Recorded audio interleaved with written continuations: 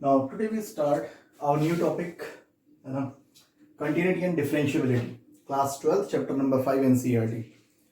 तो हम कह सकते हैं कि आज आपने एक तरीके से कैलकुलस में एंट्री कर ली है ना. It is the very first topic of the calculus, continuity and differentiability, है ना. इसमें होता क्या एक्चुअल में, कंटिन्यूटी एंड डिफरेंशियबिलिटी जो हम टॉपिक पढ़ रहे हैं और मैंने कहा कि ये कैलकुलस में आप एंट्री कर चुके हो, it is the very first topic.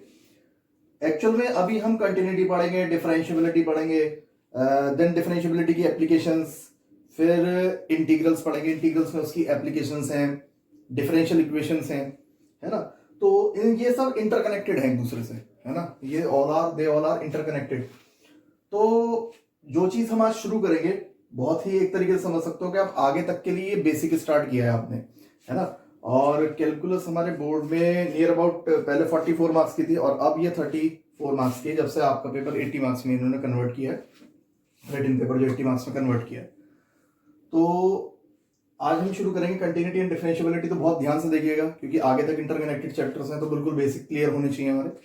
तो सबसे पहले हम जो आज टॉपिक स्टार्ट करेंगे वो इसका टॉपिक स्टार्ट करेंगे number first, continuity. Continuity it is the very first topic of calculus. तो कंटिन्यूटी होती क्या है, अभी मैं आपको पहले इसकी डेफिनेशन लिखवा दूं कि कंटिन्यूटी होती क्या है. देखो, a function fx is said to be continuous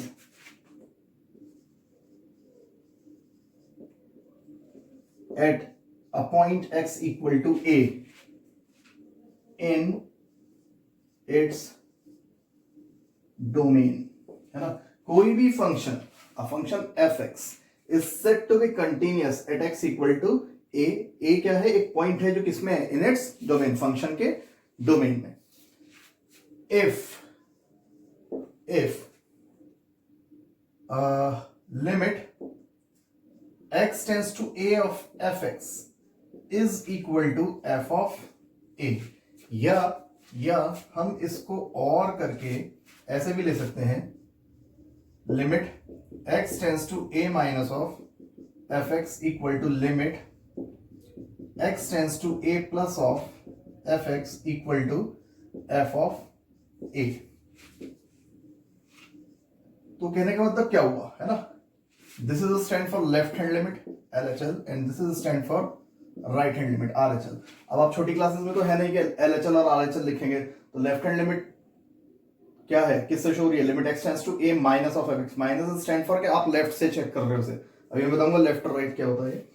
हालांकि 11th क्लास में भी हम ऑलरेडी वहां पे एक टॉपिक था हमारे पास, क्या, लिमिट्स एंड डेरिवेटिव्स. तो लिमिट्स में ऑलरेडी मैं ये चीज आपको वहां क्लियर कर चुका हूं. अब हमारे पास ये टॉपिक यहाँ पे कंटिन्यूटी में चल रहा है, तो ये ऑलरेडी हमने क्लियर किया हुआ है. RHL शो करता है limit x tends to a plus of fx and f of a. ये तो ऑब्वियस आप इजीली कैलकुलेट कर सकते हो. f ऑफ a को क्या, फंक्शन में डायरेक्ट एट द पॉइंट जो वैल्यू a है, a को पुट कर तो वैल्यू मिल जाएगी आपको. अगर ये तीनों आपस में इक्वल है तो हम कहते हैं फंक्शन कंटिन्यूअस है. इट इज द डेफिनेशन, है ना. तो डेफिनेशन में इतना बिलीव नहीं करते हम लोग, है ना. डेफिनेशन तो बुक में भी लिखी है, तो समझते हैं इस बात को ये क्या कह रहा है. तो इसके लिए मैं एक फंक्शन ले रहा हूं और उसका ग्राफ ड्रॉ करूंगा. तो मैं आपको कंटिन्यूटी को डिफाइन करता हूं वहां से कि ये है क्या. देखो, for an example take a function fx, है ना. और fx मैंने एक फंक्शन लिया, मैंने कहा value of the function is 1 if x is less than equal to 0 और the value of the function is 3 if x is greater than 0. ठीक है. सबसे पहली बात आती है कि मैं ग्राफ तो खैर ड्रॉ करने जा रहा हूं, कि बात आती है, हमने कहा था यहाँ पे function fx is said to be continuous at the point x equal to a, है ना. और a वो पॉइंटर जिस पर हम डिस्कस करते हैं फंक्शन की कंटिन्यूटी को, है ना. डिस्कस ही तो कर रहे हैं यहाँ पे, एट द पॉइंट. तो अब हमें सपोज ये फंक्शन डिफाइंड है, तो कोई स्पेसिफाइड पॉइंट तो इसने गिवन नहीं करा कि स्पेसिफाइड पॉइंट पर इसकी कंटिन्यूटी को चेक करो. तो सबसे पहले तो हमें पॉइंट सेलेक्ट करना होता है कि हम फंक्शन के डोमेन का कौन सा ऐसा पॉइंट ले जहां पर के फंक्शन की कंटिन्यूटी को चेक किया जाए. तो बहुत ध्यान से सुनना इस वाली बात को, कभी आप अटकोगे नहीं.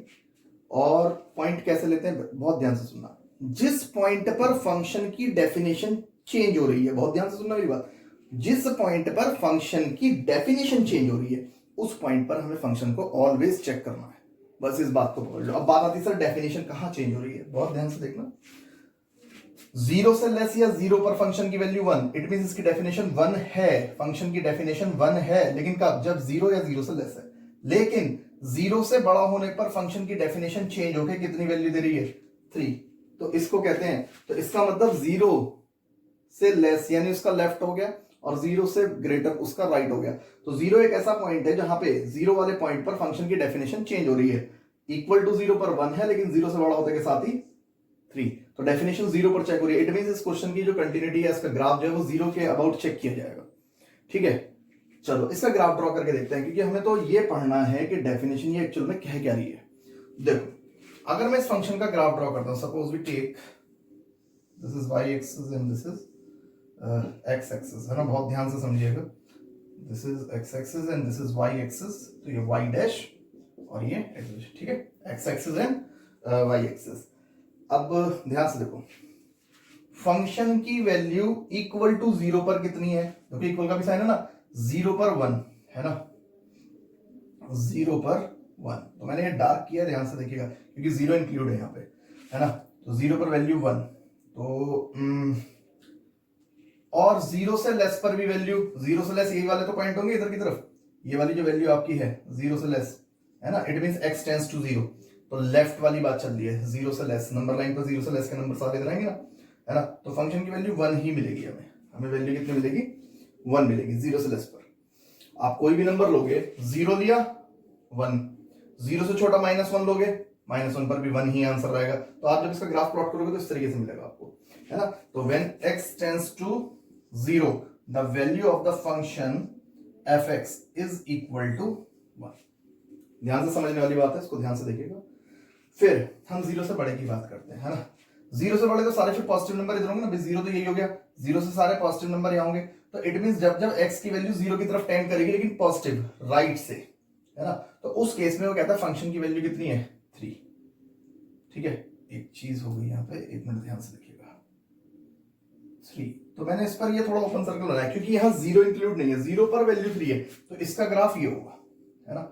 ये 3 के लिए चल रहा है ग्राफ, ये 1 के लिए चल रहा है ग्राफ। तो बहुत ध्यान से देखो, इट मींस व्हेन यहां पे x टेंड्स टू 0, ये 0 की तरफ जब टेंड कर रहा है, तो उस केस में जो f(x) की वैल्यू फंक्शन की ऑलवेज कितनी रहेगी? 3। ठीक है, तो इसको कहते हैं हम लेफ्ट LHL और ये हमारा होता है RHL, लेफ्ट हैंड लिमिट और राइट हैंड लिमिट। तो अगर मैं यहां पर अभी देखूं एक तरीके से, तो मेरी left hand limit does not equal है राइट हैंड लिमिट के। तो एट द पॉइंट की तो बात ही गई अभी, पहले तो लेफ्ट हैंड और राइट हैंड की बात कर लो, ये दोनों आपस में इक्वल नहीं आ रही। तो एक कंक्लूजन है ना, हमें यहां से क्या मिला कि अगर किसी फंक्शन को कंटिन्यूअस होना है, अगर किसी फंक्शन को कंटिन्यूअस होना है, तो उसकी लेफ्ट हैंड लिमिट और राइट हैंड लिमिट आपस में इक्वल होनी चाहिए। अभी हमारी डिफरेंट आ रही है, लेफ्ट हैंड पर आंसर दे रहा है 1, राइट हैंड पर किसी भी पॉइंट को ले लो तो आंसर दे रहा है 3।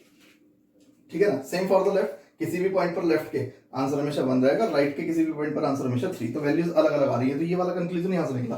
तो इतनी बात तो पता लगी कि अगर फंक्शन को कंटिन्यूअस होना है तो उसकी लेफ्ट हैंड लिमिट और राइट हैंड लिमिट कैसी होनी चाहिए? आपस में इक्वल।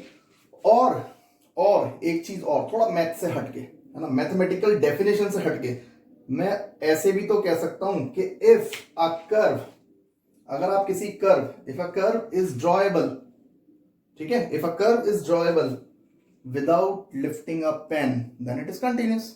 अगर आप किसी कर्व को बिना पेन उठाए एक साथ ही ड्रॉ कर दो तो it means it is a continuous. तो मैथमेटिकल लैंग्वेज नहीं है, मैथमेटिकल से हटके है, थोड़ा एक तरीके से समझने के लिए हमारे पास, क्योंकि मैथमेटिकल डेफिनेशन तो ऊपर है, उसको डेफिनेशन से हटके भी अगर एक चीज सुनी जाए कि अगर हम किसी भी कर्व के ग्राफ को विदाउट लिफ्टिंग अ मार्कर या without lifting a pen draw कर सकते हैं तो इट इज कंटिन्यूअस।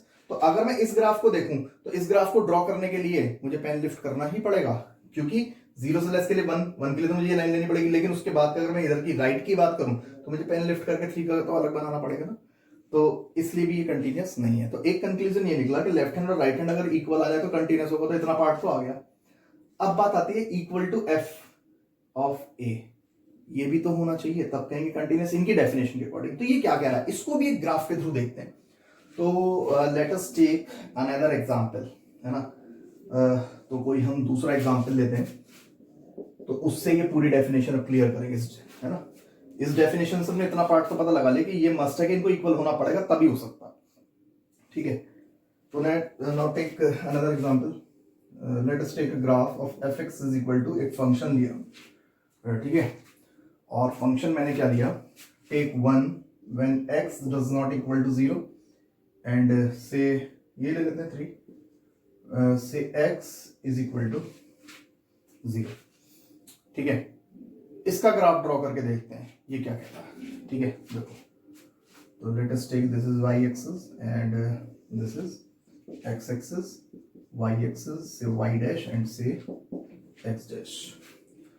तो नाउ x की वैल्यू जब जब 0 नहीं होंगी तो फंक्शन की वैल्यू वो कहता है 1 रहेगी, है ना। ये तो मीनिंग हुआ कि जब जब x की value does not equal to 0 होगी तो फंक्शन की वैल्यू कितनी रहेगी, 1 रहेगी, ठीक है, कोई दिक्कत नहीं है। इसके अकॉर्डिंग अब देखो x does not equal to 0 का मतलब क्या है भाई, 0 तो यहां होता है, तो 0 नहीं होगा तो हो सकता है 0 के लेफ्ट के नंबर हो या 0 के राइट के नंबर हो, है ना। यानी पॉजिटिव नंबर भी हो सकते हैं, नेगेटिव भी हो सकते हैं। तो अगर सपोज नेगेटिव नंबर ही है, it means x tends to 0 from the left, x tends to 0 from the left, तो उस केस में फंक्शन का आंसर हमेशा कितना रहेगा, 1, है ना, डज नॉट इक्वल टू। तो देखो मैं कह रहा हूं कि 1 यहां पर है, 1 यहां पर है, तो मैंने ये इसको नोड कहते हैं, है ना, नोड कहते हैं क्योंकि 0 इंक्लूड नहीं है यहां पर, है ना। लेकिन 0 पर जो ग्राफ है वो कितना है, 1, ठीक है, ध्यान से सुनना मेरी बात। और अगर मैं पॉजिटिव नंबर लूं तो पॉजिटिव नंबर्स में भी जो नंबर 0 की तरफ टेंड करेंगे, it means x tends to 0, जो पॉजिटिव नंबर 0 की तरफ टेंड करेंगे, उस केस में भी आंसर हमेशा कितना है, 1। तब भी ग्राफ हमें यही मिलेगा, पैरेलल टू x एक्सिस मिलेगा।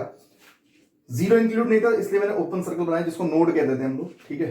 अब बात आती है 0 की, x इक्वल टू 0। अगर मैं 0 की बात करूं तो ये तो हमने किसकी बात करी थी, ये 1 है, वैल्यू 1, है ना। अगर मैं 0 की बात करूं तो 0 पर आंसर वो कह रहा है 3। देखो 3 पर मैंने डार्क कर दिया, दिस इज से 3, ये 3 है, तो 3 पर तो यही रह गया सीधा सीधा, 0 पर सीधा 3, ठीक है। अब ध्यान से देखो, अगर मैं इसका लेफ्ट हैंड वाला पार्ट देखूं, ये LHL वाला पार्ट है, LHL, और इसको देखूं तो ये मेरा राइट हैंड वाला पार्ट है, RHL। तो लेफ्ट हैंड और राइट हैंड पर वैल्यू तो फंक्शन की 1 ही आ रही है ना। Left hand limit equal to right hand limit, दोनों पर जो वैल्यू आ रही है कितनी आ रही है, वो 1 आ रही है फंक्शन की इस समय, 1। लेकिन है ना, क्वेश्चन ये एट इक्वल टू 0 पर चेक कर रहे हैं, 0 पर क्योंकि इसकी डेफिनेशन चेंज हो रही थी, तो लेफ्ट हैंड लिमिट और राइट हैंड लिमिट जो 0 पर आ रही है वो दोनों सेम आ रही है और आ कितनी रही है, 1। बट अगर फंक्शन की डायरेक्ट 0 पर वैल्यू देख रहे हैं, f ऑफ 0, तो वो कितना आ रहा है, 3। देखो ये वाली बात, इसकी बात चल रही है, f ऑफ a, फंक्शन की direct at the point value, तो डायरेक्ट 0 पर जो वैल्यू 3 है, तो वो हमारी does not equal to f of 0 आ रही है, यानी तीसरा केस इक्वल सेटिस्फाई नहीं हो रहा। तो कंटिन्यूटी की डेफिनेशन कहते हैं तीनों इक्वल होने पड़ेंगे। तो इसका क्या मतलब हुआ, इट मींस फंक्शन को जब हम 0 पर चेक कर रहे हैं तो 0 पर भी इसको इंक्लूड करना पड़ेगा इस तरीके से। तो मैं विदाउट पेन लिफ्टिंग करे इसका ग्राफ ड्रॉ कर सकता हूं फिर, अगर कब ये इंक्लूड हो जाए 0। और 0 कब इंक्लूड होगा, कि जब 0 पर वैल्यू 3 ना होकर 0 पर वैल्यू कितनी हो, 1। तो उस केस में अगर 0 पर वैल्यू 1 हो जाए, है ना, तो उस केस में 0 पर मैं ग्राफ फिर ऐसे बना सकता हूं। देखो, तो विदाउट लिफ्टिंग पूरा बन जाएगा, लेफ्ट हैंड राइट हैंड सबको कंटेन करता हुआ चला जाएगा। तो फिर तब कहते हैं कि left hand limit equal to right hand limit equal to function की direct at the point value, ये अगर इक्वल हो जाए तब हम कहते हैं क्या, कि फंक्शन कंटिन्यूअस है। तो हम इनको ग्राफ के थ्रू थोड़ा समझने की कोशिश कर सकते हैं। तो मैथमेटिकल से अलग भी थोड़ा लैंग्वेज में मैंने आपको एक्सप्लेन करा, डेफिनेशन इसकी एक्सप्लेन आपको कर रखी है मैंने, ठीक है। तो जब हम इनको क्वेश्चंस में और अप्लाई करेंगे और थोड़ा सा हमारा क्लियर होगा बेसिक कि हम क्या कर रहे हैं। तो first of all now pause the video and note it down, then इसकी एक्सरसाइज को स्टार्ट करते हैं।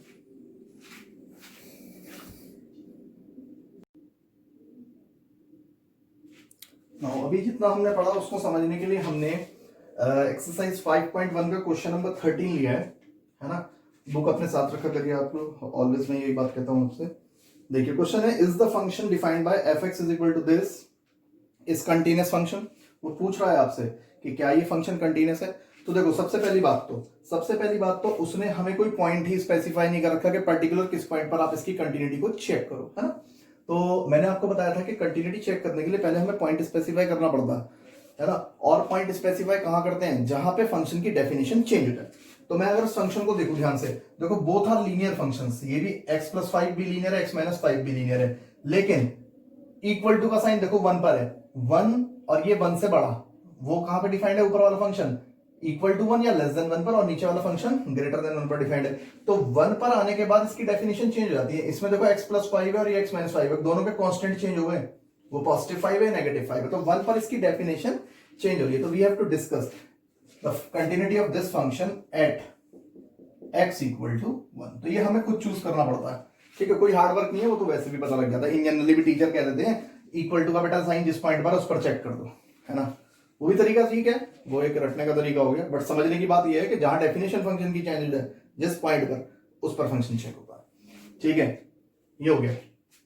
अब सबसे पहले उसने कहा कंटिन्यूटी को चेक करो, तो कंटिन्यूटी के लिए मुझे पता है left hand limit, right hand limit और एट द पॉइंट वैल्यू तीनों सेम होनी चाहिए। देखो एट इज इक्वल टू 1, सबसे पहले फंक्शन की डायरेक्ट में 1 पर वैल्यू निकाल देता हूं, ठीक है।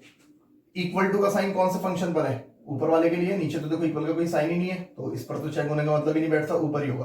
तो यानी फंक्शन क्या है, x+5, तो x इक्वल टू 1 का मीनिंग क्या हुआ, x की जगह 1 रिप्लेस कर दो, 1+5, ठीक है। भाई छोटी क्लास में क्या पढ़ के आए हो, पॉलिनोमियल्स में 9th क्लास में, कि अगर polynomial px equal to x+5 है और मैं आपसे कहूं p ऑफ 1 का आंसर दो, तो आप ये तो करोगे x की जगह 1 रख दोगे और आंसर 6 आ गया। मैं कहूं p2 का आंसर दो, तो आप क्या करोगे, x की जगह 2 रख दोगे, सर 2 + 5 7। तो मैंने भी तो ये काम करा है।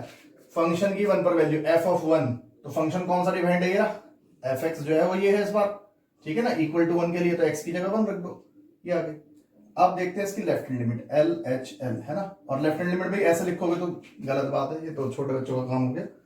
इस तरीके से लिखो, यानी limit x tends to a minus of fx, a वो पॉइंट होता है जिस पर आप चेक कर रहे हो, तो 1 पर चेक कर रहे हो, माइनस का सिंबल शो करता है आप लेफ्ट पे चेक कर रहे हो, ऑफ fx। और चेक कैसे करते हैं, limit h tends to 0 f of a minus h,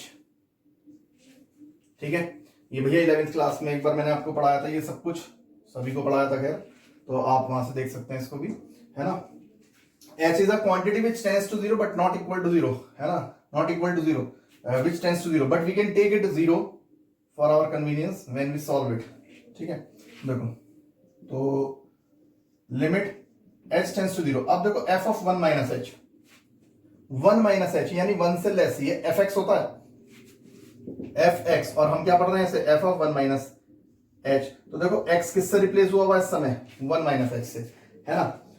तो फंक्शन कौन सा यूज करेंगे, 1 माइनस एच, 1 से छोटा, 1 से छोटा। देखो x कहां पर है, 1 से छोटा यहां पर या यहां पर, तो ऊपर है। 1 से लेस, तो 1 से लेस के लिए ये वाला फंक्शन यूज किया जाएगा। तो उसमें जहां पे x है fx, तो उसमें जहां x है, x की जगह रिप्लेस होकर क्या आ जाएगा, 1 माइनस एच। तो ये है x+5, यानी 1 माइनस एच और +5। देखो यही तो है x+5। तो मैंने ये बताया ना कि भाई px इक्वल टू दिस है, तो x की वैल्यू 1 रखोगे तो आप x की जगह 1 रिप्लेस कर दोगे, 2 पर मांगोगे तो 2 रिप्लेस कर दोगे। अब x+5 फंक्शन है, वैल्यू चाहिए 1 माइनस एच पर, तो x की जगह क्या रिप्लेस हो गया, 1 माइनस एच, बाकी +5 अपनी जगह पे, ठीक। अब h टेंड्स टू 0, h की 0 पुट करो वैल्यू, तो 1 माइनस 0 और +5, देखो इक्वल टू आ गया 6। तो ये तो इक्वल हो गया, एट द पॉइंट और लेफ्ट हैंड का आंसर, दो चीज तो इक्वल हो गई।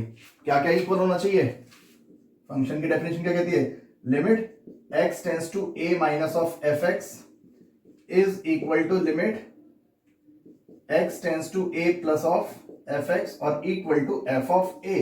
अगर ये तीन आंसर सेम है तभी तो कहते हैं कंटीन्यूअस है, और a वो पॉइंट होता है जिस पर आप चेक कर रहे हो, तो हमारा पॉइंट 1 है, ठीक है। तो ये तो लेफ्ट हैंड का आंसर हुआ। अब राइट हैंड चेक कर लेते हैं इसकी, RHL। तो limit x tends to 1 plus of fx, plus का सिंबल शो कर रहा, राइट चेक कर रहे हो, है ना। और चेक किससे होगा, limit h tends to 0 f of a minus h, यानी 1 प्लस h, हम राइट पे है ना, 1 प्लस h, ठीक है। तो अब तो ये देखो fx ही पढ़ा जाएगा, fx फंक्शन कौन सा यूज करें, ऊपर वाला या नीचे वाला, उसकी बात आ रही है। तो अंदर से ही पता लग जाएगा इससे कि कौन सा फंक्शन लेना है, 1 प्लस h, 1 से बड़ा, 1 में कुछ ऐड करा ना, तो 1 से बड़ा, तो 1 से बड़ा कौन सा वाला फंक्शन है, नीचे वाला देखो, x इज ग्रेटर देन 1, तो यही तो पड़ा। तो देखो, तो ये हो जाएगा लिमिट h टेंड्स टू 0 और x की जगह क्या रिप्लेस हो जाएगा 1, इसको एफ एक्स पढ़ेंगे ना, तो x की जगह क्या आ गया 1 प्लस एच, तो इस फंक्शन में x की जगह आ गया 1 प्लस एच, तो देखो 1 प्लस एच और लास्ट में -5, ये तो था x minus 5, h tends to 0 तो 1 प्लस 0 -5, देखो यहां से सॉल्व करके -4। ठीक, सारी बात भूल जाओ, जरा ध्यान से देखना। Here limit x tends to 1 minus of fx, it means left hand limit does not equal to limit x tends to 1 plus of fx। यही दोनों जब आपस में इक्वल नहीं आई है ना, हमारी यही दोनों आपस में इक्वल नहीं आई, तो तीसरे की तो बात ही छोड़ दो। तो जब लेफ्ट हैंड और राइट हैंड इक्वल नहीं आई तो it means function is not continuous. This imply fx is not continuous, not continuous at x equal to, किस पर चेक किया क्वेश्चन 1 पर। तो ये क्राइटेरिया है इनकी कंटिन्यूटी या डिसकंटिन्यूटी चेक करने का, है ना। अगर वो मुझसे कहता क्वेश्चन में कि find all the points of discontinuity, तो x is equal to 1 is the point of discontinuity, क्योंकि इस पर फंक्शन कंटिन्यूअस ही कहा है, इसी को हम डिसकंटिन्यूटी का पॉइंट कहते थे। तो बेसिकली इस एक्सरसाइज के अंदर हमें कंसेप्ट यही फॉलो करना है क्वेश्चंस के लिए, सभी के लिए, है ना। बस बेसिक चीजें पता होनी चाहिए, प्लस माइनस और फंक्शन कैसे यूज करना है, कब लेफ्ट का लेना है कब राइट का, बाकी कुछ नहीं है इसके अंदर। तो ना pause the video, note it down, फिर इसकी एक्सरसाइज में अभी मैंने 13 क्वेश्चन लिया है, ऐसा नहीं मैंने 13 लिया तो बस हो गया काम, मैं 2-3 क्वेश्चन 3-4 क्वेश्चन और अच्छे से आपको इसमें से कराता हूं, आप भी उस कंसेप्ट को फॉलो करते हुए रिमेनिंग क्वेश्चन सेल्फ कीजिएगा।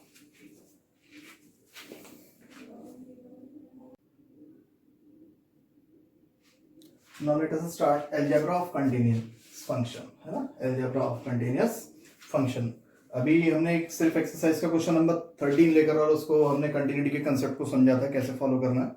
अभी हम एक्सरसाइज स्टार्ट करेंगे, लेकिन थोड़ा सा और अभी हमारे पास कुछ है समझने के लिए जो एक्सरसाइज में हमें यूज करना है। क्या है वो algebra of continuous function? ये क्या है algebra of continuous function, इसको समझते हैं। देखो, if f and g, है ना, are two real functions, है ना, are two real functions continuous at x equal to a, continuous at x equal to a, ठीक है ना। then हमारे पास यहाँ 4 केसेस हैं। Number first, f plus g is continuous at x equal to a। Number second, f minus g is, बल्कि मैं ऐसे लिख दूं थोड़ा जल्दी काम हो जाएगा, is continuous at x equal to a। and number third, f into g is continuous at x equal to a। and number fourth, f divided by g is continuous at x equal to a। ठीक है, तो ये क्या कहता है कि अगर हमारे पास दो रियल फंक्शंस हैं f और g और दोनों ही कंटिन्यूअस हैं at x equal to a पर, तो उन दोनों कंटिन्यूअस फंक्शन का एडिशन भी कंटिन्यूअस होगा, उनका डिफरेंस भी कंटिन्यूअस होगा, उनका प्रोडक्ट भी कंटिन्यूअस होगा, उनका डिवीजन भी कंटिन्यूअस फंक्शन ही देगा, है ना। तो क्या पढ़ा हमने, if f and g with two real function. अच्छा, रियल फंक्शन की भी बात कर लेते हैं एंड टू एंड, जब छेड़ी रखा है टॉपिक तो रियल फंक्शन। भैया रियल फंक्शन क्या होते हैं, आधों को तो यही बात नहीं पता होगी कि रियल फंक्शन क्या होता है। देखो, दो तरीके से फंक्शंस होते हैं, एक तो होता है रियल फंक्शन, समझ लो इस बात को भी, रियल फंक्शन, ठीक है, एक तो ही होता है, नंबर फर्स्ट लिख लेना इसको नोट्स में, और एक होता है real valued function, real valued function, है ना। रियल फंक्शंस कौन से फंक्शन होते हैं, रियल फंक्शन वो होते हैं, है ना, whose domain and range are real, ठीक है, जिनके डोमेन और रेंज दोनों रियल होते हैं वो होता है रियल फंक्शन। और रियल वैल्यूड फंक्शन क्या होते हैं, जिनकी range is real, range is real, इसकी रेंज रियल होगी, है ना, वैल्यूड फंक्शन। फंक्शन की जो वैल्यू निकल जाएगी वो रियल, और वैल्यूज जो निकलती है वो कहाँ जाती है, रेंज में, तो range is real.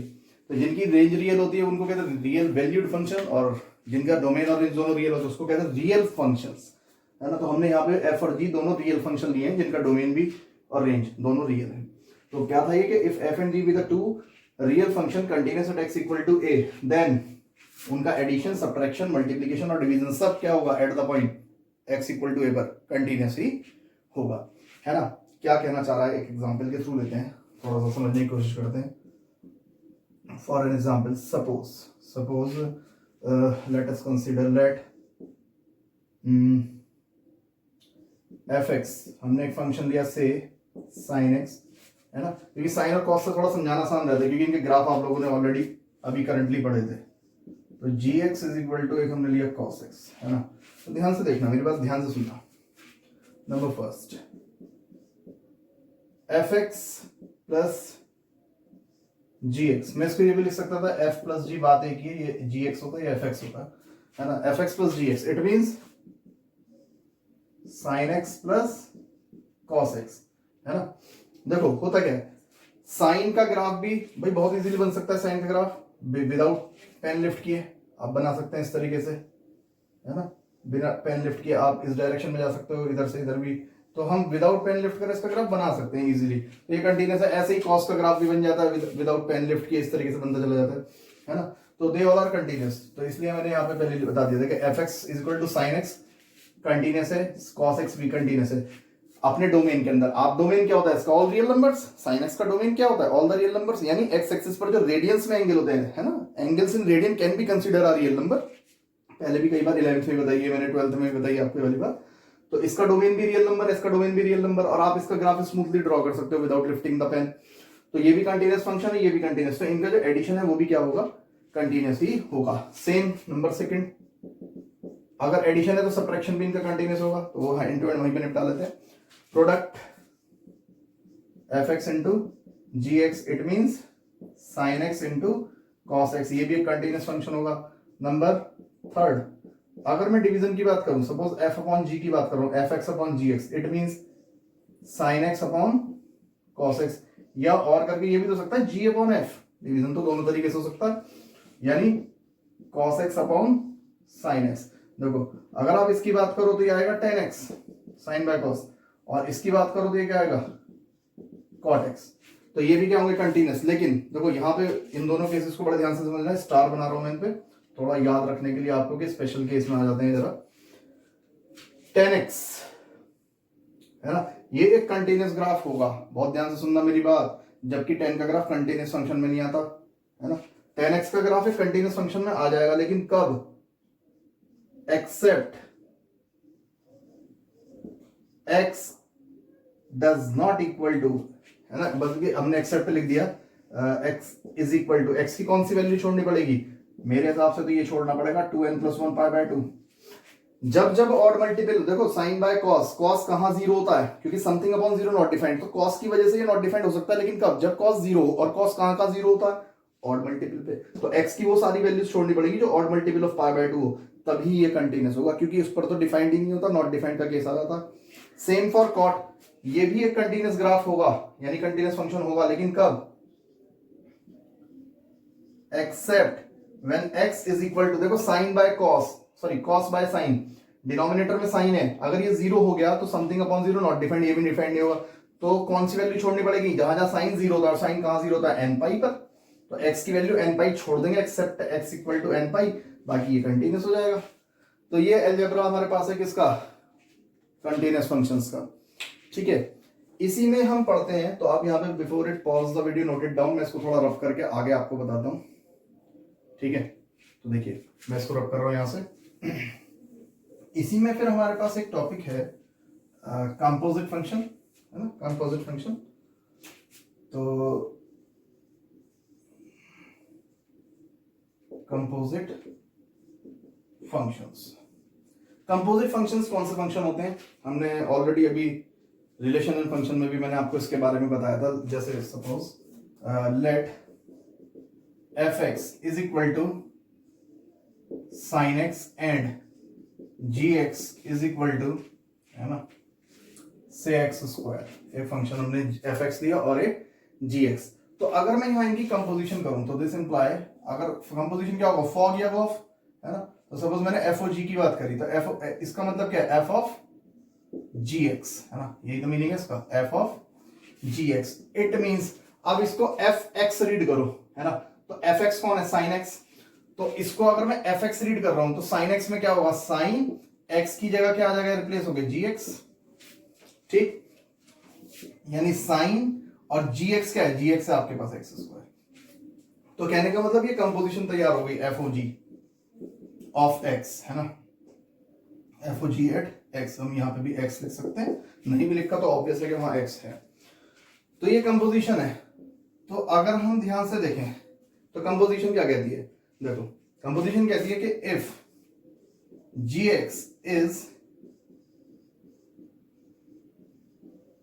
Continuous at x equal to a, बहुत ध्यान से देखना, if g x is continuous at x equal to a, किसी पॉइंट पर अपने डोमेन के, है ना, then fx is